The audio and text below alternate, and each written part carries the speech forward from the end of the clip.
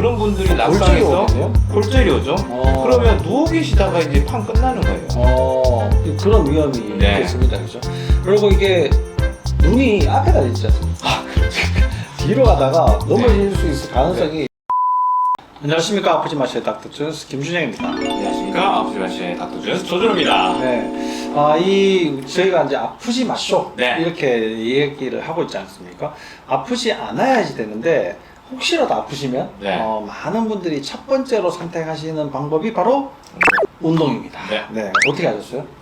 대부분 그렇죠. 대부분 네, 맞습니다. 운동인데, 이 운동이 마냥 몸에 좋지만은 않다. 네. 이렇게 운동하면 큰일 난다. 그 네 가지를 오늘 말씀드리도록 네. 하겠습니다. 4위부터, 네. 제일 낮은 4위부터 네. 하죠. 이열치열이다. 이런 얘기 들어보셨죠? 네, 네. 지금 뭐 날이 엄청 더우니까 뭐 더운 건 더운 거로 뭐 탕으로 이렇게 먹고, 그다음에 뭐 추울 때는 또 차가운 걸로 뭐 이렇게 이제 하는 것처럼 근육통이 생겼어요. 네. 근육통을 이겨내는 것이 또 근육으로 또 쓰면서 운동을 해야 된다. 하나 더 이거 있죠. 네. 네. 마치 술이 안 깼을 때 아침 해장술을 마셨는데 이런 것과 똑같은 건데요. 네. 그거 어떻습니까?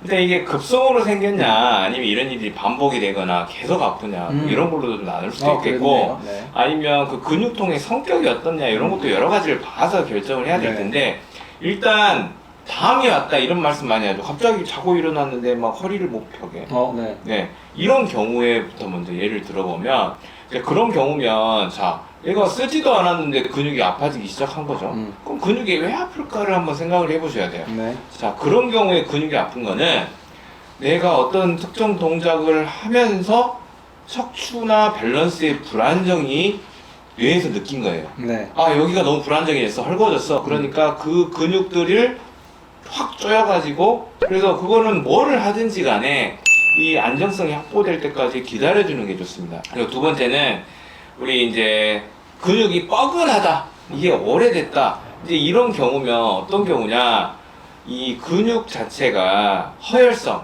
즉 혈액이 덜 가면서 이쪽에 산소 공급도 안 되고 영양 공급이 안 되니까 생기는 특징들이 있거든요. 자 이게 일시적이다 그러면 근육 해가지고 좀 움직여가지고 혈액순환을 촉진시킬 수도 있겠지만 이런 일들이 반복이 되면 근육이 확 조여가지고 이미 혈관을 꽉 틀어막고 있는 상황이거든요. 네. 이럴 때는 오히려 부드럽게 해서 근육을 풀어줘야지 더 근육을 써가지고 내가 더 조이는 행동을 했을 때는 근육은 더욱 혈액과 산소가 덜 가는 허혈성 상황으로 빠져버릴 수도 있어요. 더 필요하니까 빨리빨리 더 와야 되는데 네. 오히려 그걸 더 막아가지고 회복을 더 못하게 한다. 네네. 이런 거군요. 그리고 세 번째 같은 경우에는 이제 이게 바늘로 찌르는 듯 날카롭게 근육들이 아픈 경우면 그거는 그 근육 자체가 아픈 게 아니고 실은 그 근육을 담당하는 신경이 아픈 경우가 있거든요. 네네. 근데 그 신경이 대부분 목등, 허리, 골반, 척추에서 나오지 않습니까? 시작이 그게. 네. 그런데 이거 근육 더 해야 돼 하고 고개를 확 꺾은 채 복근 운동하고 그리고 뭐 예를 들면 무거운 거 막 들고 막 하중 걸어가지고 스쿼트 하고 이렇게 하면 척추는 더욱더 압박이 되겠죠. 네. 그렇게 압박이 되면서 신경들이 자극이 되니까 오히려 더 안 좋아지는 효과들이 올 수 있겠다. 이렇게 저는 생각합니다. 그렇죠. 우리나라 사람들이 이제 쓰는 용어, 근육 문제에 대해서 쓰는 용어, 담 걸렸어요. 네네. 담 걸렸어요. 이거는 아예 움직이지를 못하는 겁니다. 네. 담 걸렸어요. 그렇지. 안 돌아가. 이렇게 되는 거예요. 네네. 근데 결려요. 네. 이거는 결려요. 이런 겁니다. 그러니까 담 걸렸어와 결려요. 네. 그래서 약간 이제 좀 구별하셔가지고 잘 쓰면은 좀 도움이 될 것 같고, 이렇든 저렇든 네. 어쨌든 근육이 문제가 생겼을 때는 좀 움직이지 마라, 네, 좀 네. 쉬어라. 네. 이런 이제 신호니까 여러분들 그런 것들을 좀 이렇게 잘 관리를 하시면 좋을 것 같고, 세 번째가 뭐냐면 바로 만보 걷기입니다. 네. 하루에 만보를 찍자. 네. 이런 건데, 사실 뭐 만보 걷기가 이게 건강의 대명사로 굉장히 이제 알려져 있죠. 사실 또 걷기가 돈이 안 들고요. 네. 남녀노소 누구나 할 수 있고 또 방법도 쉽습니다. 네. 누구나 다 걸어 다니니까요. 그래서 만보 걷기를 하면 좀 도움이 된다. 그래서 옛날에 뭐 만보기 없는 사람이 반처인 그렇죠. 것처럼, 네. 요즘 핸드폰 있는 것처럼 거의 이제 그런 시절도 있었는데, 만보 걷기가 문제다. 네. 이건 도대체 무슨 뜻입니까?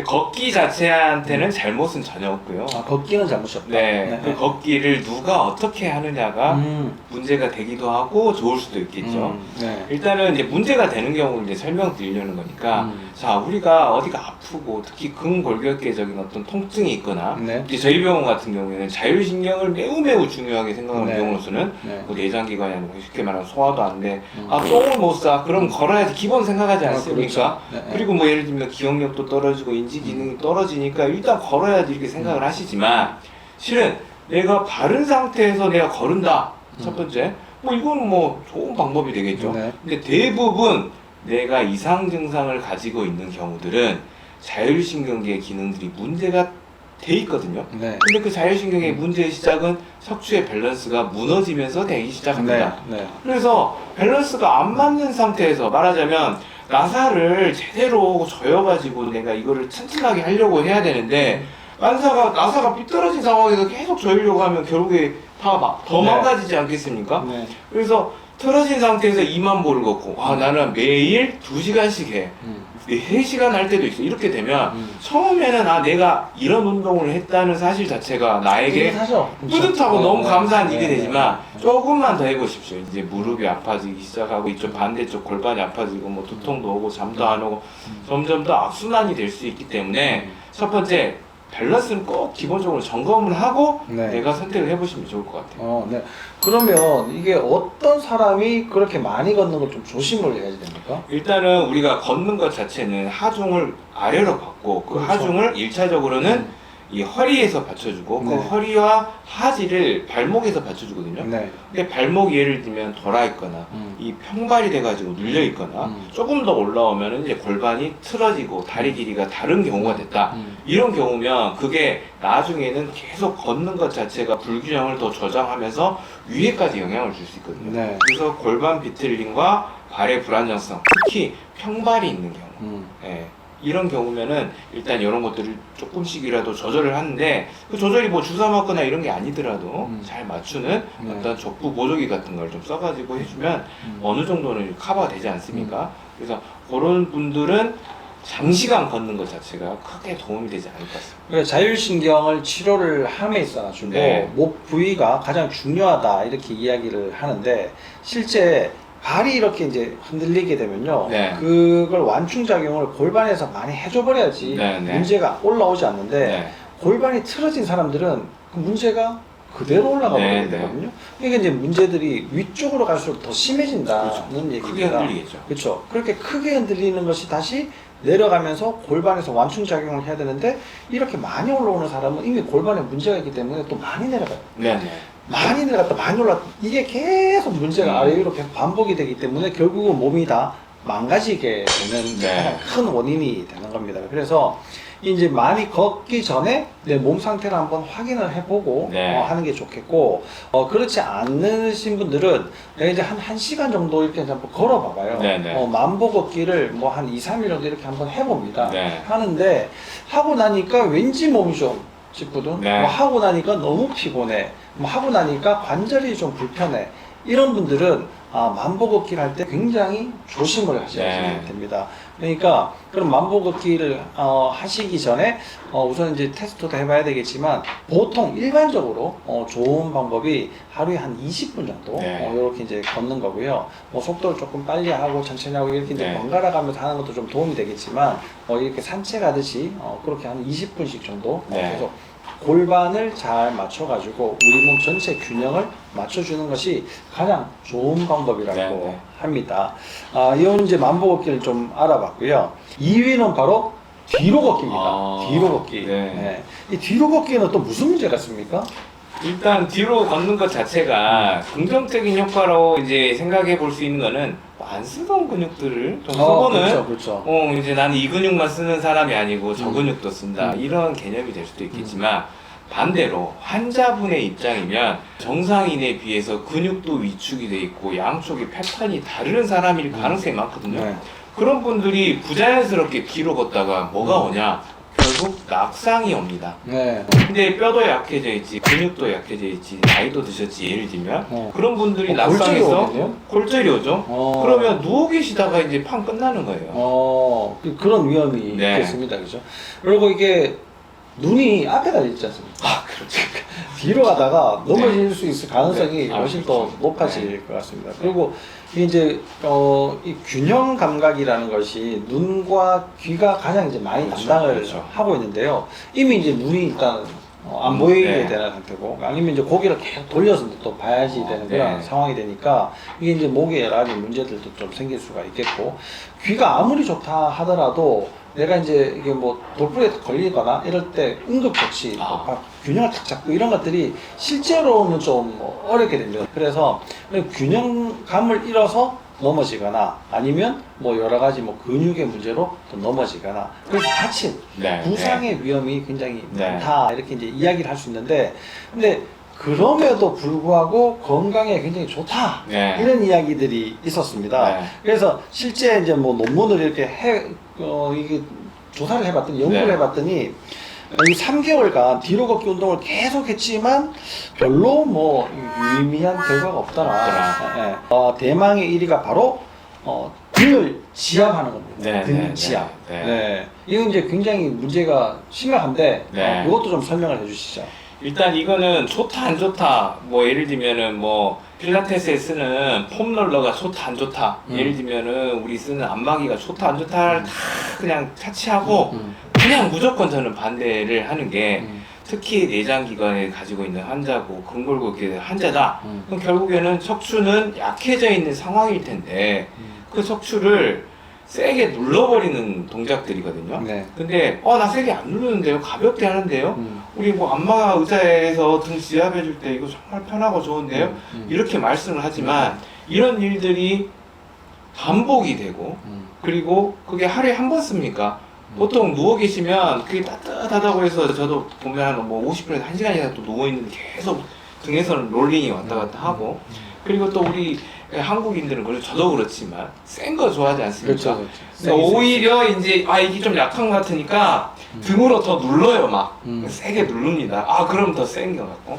근데 그런 세게 해놨는데 등을 더 눌러. 더 세게 더 누르죠. 세게. 네. 그래서 실제로 병원에서 만나는 환자분들은 자, 우리가 체형상으로 겉으로 보기에는 문제가 없는데 엑스레이상 그렇게 목하고 등이 펼쳐진 사람들이 그렇게 많아요. 네. 그런데 그럼 목하고 등하고 펼쳐지면 키가 커지겠네, 이런 문제가 아니라 목과 등은 우리의 생전에 최고 중요한 신경들이 들어있는 신경길이거든요. 네. 그 신경길이 불안정해지고 펼쳐지고 꺾여져 있다, 이 사실은 그 앞으로의 기능들도 더 떨어질 가능성이 많은 거고, 자, 우리 몸 자체가 커브를 가지고 이 중력을 완충을 시켜가지고 우리 네. 몸을 잘 유지해 나가는데 네. 이게 펼쳐지면 어떻게 됩니까? 이 점점 불안해지는 거거든요. 그 불안정을 해결하기 위해서 근육은 더 쪼이고 뭉칠 수밖에 없어요. 그러니까 우리가 마사지 한번 받아봐요. 그럼 너무 시원하고 너무 좋죠. 네. 근데 좀 며칠 지나면 또 가야 되나, 그때 좀 덜 세게 받았나, 이렇게 되죠. 등은 이미 시퍼레져 가지고 지금 난리가 나 있는데 네. 또 간단 말이죠. 그래서 악순환의 반복이 될 수밖에 없는 상황. 그래서 등을 누르는 거, 그러니까 그게 내 체중으로 누르든지 기구로 누르든지 사람이 누르든지 이런 것들은 최대한 자제를 하시는 게, 머리부터 발끝까지, 밖으로는 피부부터 안으로는 내장기관까지 건강을 유지하는데 그냥 너무 중요합니다. 그냥 다른 말씀 안 드릴게요. 네. 그리고 이제 꼭 한 가지 더 주의하셔야 될 거는, 내가 이제 꼭 등을 누른다고 생각하지 않는데도 등이 눌리는 경우가 있어요. 네. 몸에 엄청 좋으라고 이제 우리가 운동을 하지 않습니까? 헬스클럽에 가가지고 운동을 하는데 남자들은 이렇게 중량 친다 이렇게 얘기를 하거든요. 네. 가장 기본적인 운동이 벤치프레스입니다. 거기에 무게를 많이 해가지고 등을 눌리게 되는. 나는 이제 이거 운동하고 있지만 실제로는 등이 눌리게 되는 그런 황당한 경우들이 굉장히 많이 있습니다. 그래서 이게 몸은 이제 근육질인데 아파가지고 그렇죠, 못 사는 그런 헬창이 등도 굉장히 이제 병원에 많이 오시거든요. 그런 분들이 이제 자율신경 치료를 받았고 이제 좋아지시긴 좋아지시는데, 그래도 한 번 들어간 등은 쉽게 나오지 않는다. 그걸 꼭 기억을 하셔야지 됩니다. 그래서 아예 처음부터 집어넣지 않는 것이 가장 좋고 가장 좋은 방법이 누르지 않아야 됩니다. 네. 이러한 겁니다. 1등이 등을 누르는 등 지압, 2등이 그 다음에 뒤로 걷기, 네. 3등이 만보 걷기, 4등이 근육통을 또 근육 운동으로 해결하는 거. 네. 이런 것들이 이제 문제인데요.